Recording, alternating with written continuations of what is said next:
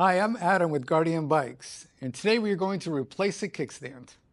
To replace the kickstand, you'll be using an 8mm Allen. You'll see the bolt here behind the crankset. They're in there usually pretty tight, so get some good leverage and unscrew this bolt.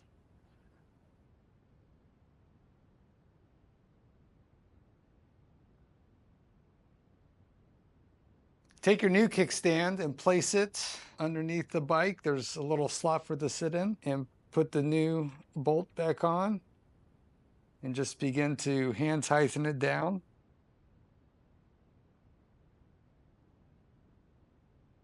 Once you tighten it down fully, test it out, and you're all set.